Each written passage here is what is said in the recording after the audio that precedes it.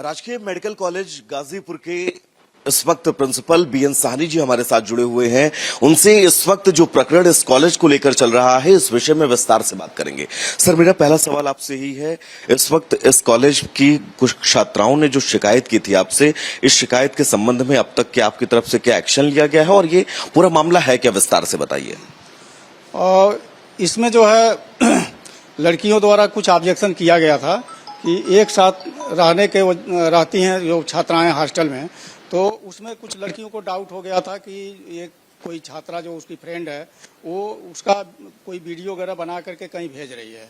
तो उस पर उसने एप्लीकेशन डाला, तो तत्काल जो है जिस लड़के का नाम आया और जिस लड़की का नाम आया उसको जो है निलंबित कर दिया गया अभी।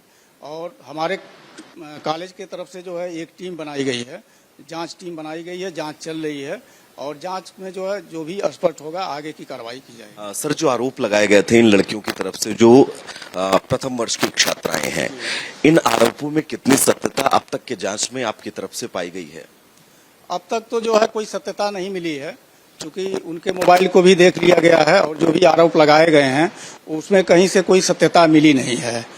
आगे देखा जाएगा, फिर जो है अगर कहीं से कुछ मिलता है तो उस हिसाब से, या नहीं मिलता है उस हिसाब से फिर बच्चों का जो है वो निलंबन वापस कर लिया जाएगा। सर, शासन प्रशासन से इस पूरे मामले की आपने शिकायत की, आपकी तरफ से कोई शिकायत की गई, और अगर की गई तो अब तक की कार्रवाई के रूप में क्या कुछ हुआ है? अभी जो है हम अपने उच्च अधिकारियों को जो है इसके बारे में जानकारी दे दिए हैं।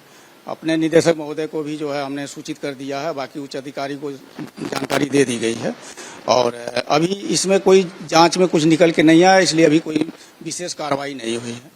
जैसा कि सर आपने इस बात का भी जिक्र किया है कि आपने उन दोनों लोगों के मोबाइल फोन चेक किए और मोबाइल फोन में आपको ऐसा कुछ आपत्तिजनक उन दोनों लोगों के फोटोज के अलावा कहीं नहीं मिला है। आपको नहीं लगता है कि अगर ऐसी कोई चीजें हैं तो उसको दोबारा से डेटा रिकवर किया जा सकता है और रिकवर किए जाने के बाद इन चीजों की सत्यता को बहुत अच्छे तरीके से प्रमाणित किया जा सकता है?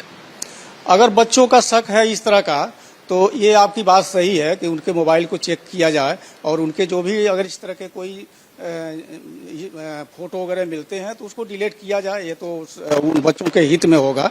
लेकिन अभी तक जो जांच हुआ है उसमें इस तरह का कोई जो है फोटो या कोई शिकायत नहीं मिली। सर, एक एप्लीकेशन का आपने जिक्र किया था अभी, जो एप्लीकेशन छात्राओं की तरफ से लिखा गया है कि वो अब तक की कार्रवाई से पूरी तरह से संतुष्ट है। आपको नहीं लगता है अगर इन छात्राओं पर किसी भी तरह का प्रशासनिक दबाव हो, कॉलेज के प्रशासन का दबाव हो, दबाव बनाकर इन चीजों को अगर दबाया जाएगा तो शायद आगे चलकर ये चीजें एक बार फिर से उभर कर सामने आ सकती हैं? चूंकि हमारा कॉलेज जो है ये गवर्नमेंट कॉलेज है, तो हमको इसमें किसी का कोई पक्षपात नहीं है, सारे बच्चे हमारे एक समान हैं और इसलिए इसमें किसी प्रकार का किसी को कोई दबाव नहीं दिया गया है। क्या नाम है, किसी को कोई दबाव नहीं दिया गया है। बच्चे स्वतः जो है अपने जो भी लिखे हैं अपने मर्जी से लिखे हैं। छात्राएं थी वो अब तक की कार्रवाई से जो आपकी तरफ से की गई या फिर पुलिस प्रशासन की तरफ से की गई उससे संतुष्ट हैं? हाँ, अब तक तो संतुष्ट हैं जी। कोई शिकायत उनको नहीं? अभी तक तो कोई शिकायत नहीं है जी।